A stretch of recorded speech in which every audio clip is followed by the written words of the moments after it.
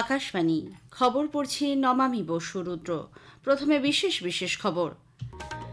৯০টি আসন বিশিষ্ট হরিয়ানা বিধানসভা নির্বাচনে আজ ভোট গ্রহণ শুরু হবে সকাল ৭টায়, চলবে সন্ধে ৬টা পর্যন্ত। একদিনে সফরে প্রধানমন্ত্রী নরেন্দ্র মোদী আজ মহারাষ্ট্র যাচ্ছেন। সফরকালে তিনি কয়েক হাজার কোটি টাকার বিভিন্ন কর্মসূচির সূচনা ও শিলান্যাস করবেন। রাষ্ট্রপতি দ্রৌপদী মুর্মু বলেছেন, আদিবাসী সমাজকে ভবিষ্যতের পথে এগোনোর সুযোগ করে দিতে তাদের সন্তানদের শিক্ষিত করে তোলার জন্য এগিয়ে আসতে হবে। বিদেশমন্ত্রী ডক্টর এস জয়শঙ্কর সাংহাই সহযোগিতা সংগঠন এসসিওর শিখর সম্মেলনে যোগ দিতে পাকিস্তান সফর করবেন। ভারত ৩০ বছর আগে প্রস্তাবিত সন্ত্রাসবাদ বিরোধী একটি আন্তর্জাতিক চুক্তি জরুরি ভিত্তিতে সম্পাদনের জন্য পুনরায় আহ্বান জানিয়েছে। মহিলাদের টি-20 বিশ্বকাপ ক্রিকেটে ভারত তাদের প্রথম ম্যাচেই নিউজিল্যান্ডের কাছে পরাজিত হয়েছে।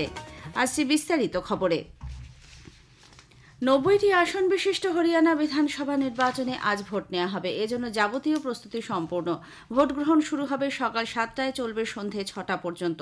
২,৩,৫৪,০০০-এর বেশি ভোটদাতা ১,০৩১ জন প্রার্থীর রাজনৈতিক ভাগ্য নির্ধারণ করবেন। এদের মধ্যে ১০১ জন মহিলা। মোট ৪৬৪ জন নির্দল প্রার্থী রয়েছেন।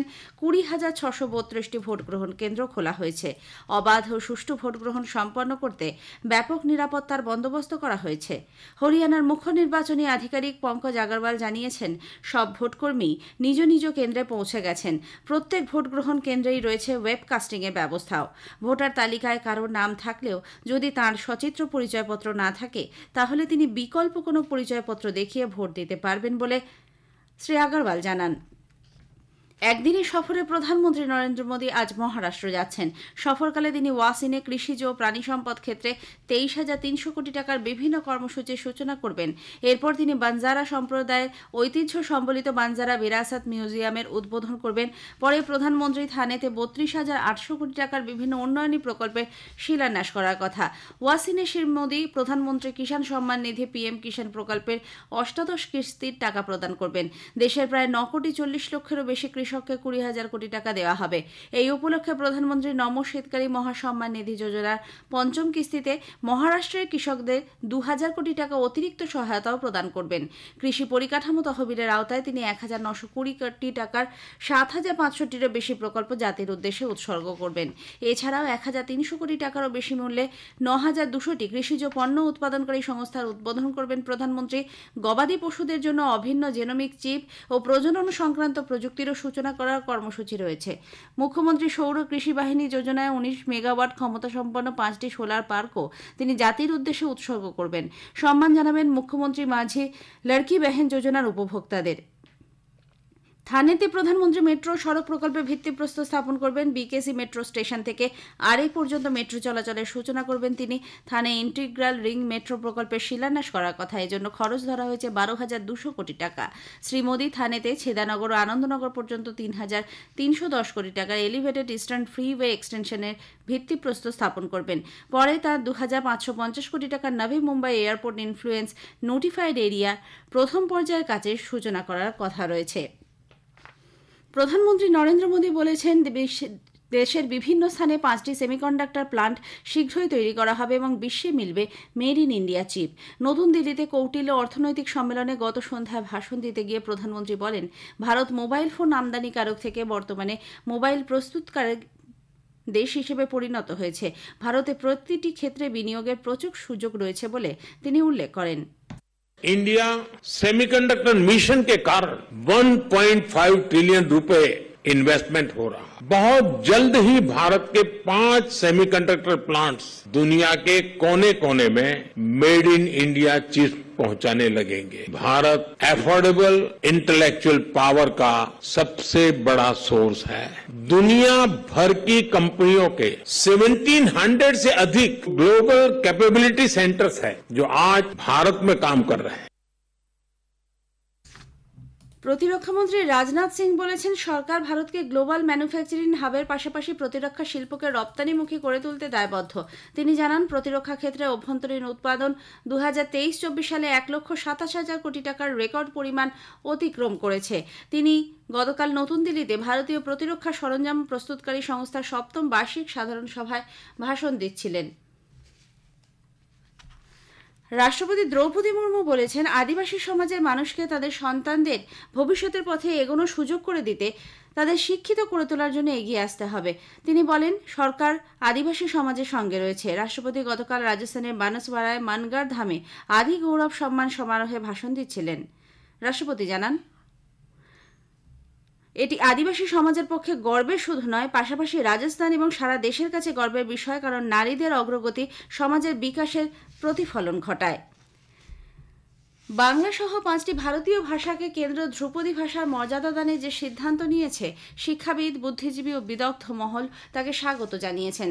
বাংলা, অসমিয়া, মারাঠি, পালি ও প্রাকৃত ভাষার এই মর্যাদা দানের ফলে এগুলির গবেষণা ও সংরক্ষণের ক্ষেত্রে সরকারের কাছ থেকে বিভিন্ন সুফল লাভ সম্ভবপর হবে।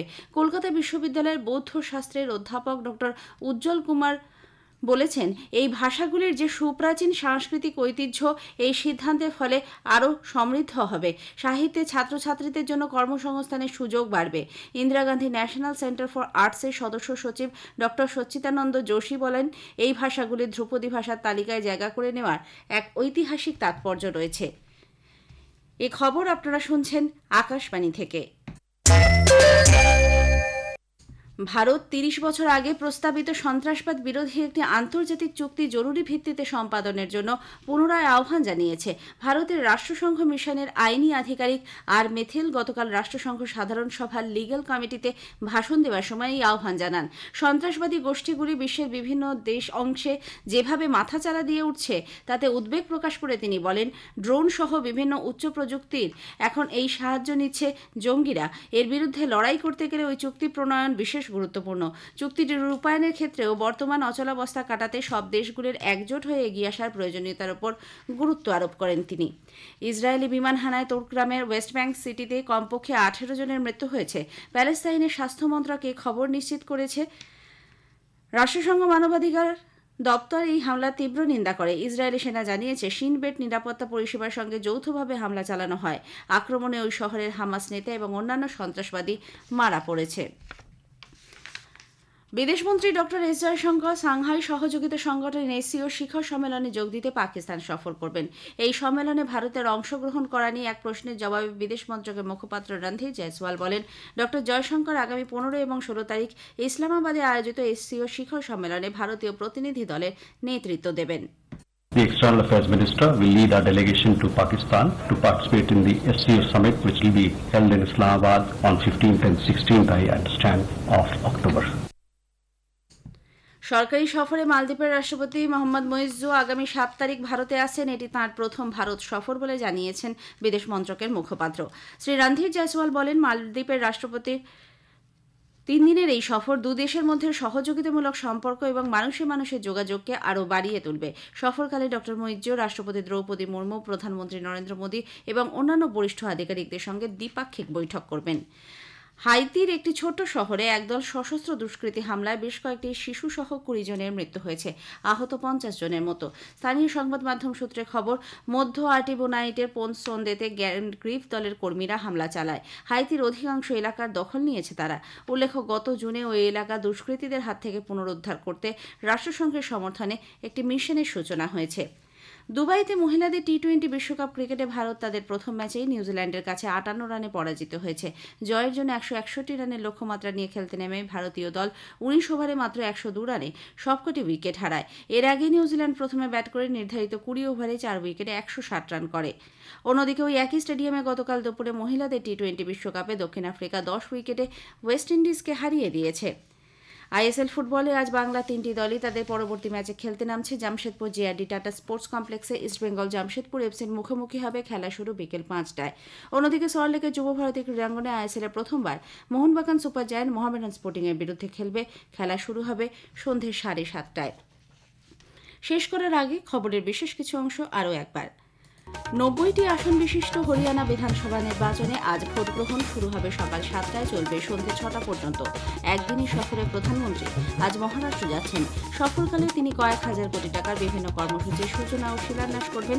ভারত 30 বছর আগে প্রস্তাবিত সন্ত্রাসবাদী বিরোধী একটি আন্তর্জাতিক চুক্তি জরুরি ভিত্তিতে সম্মানের জন্য পুনরায় আহ্বান জানিয়েছে। মহিলাদের টি-20 বিশ্বকাপ ক্রিকেটে ভারত তাদের প্রথম ম্যাচে নিউজিল্যান্ডের কাছে পরাজিত হয়েছে। খবর শেষ হলো।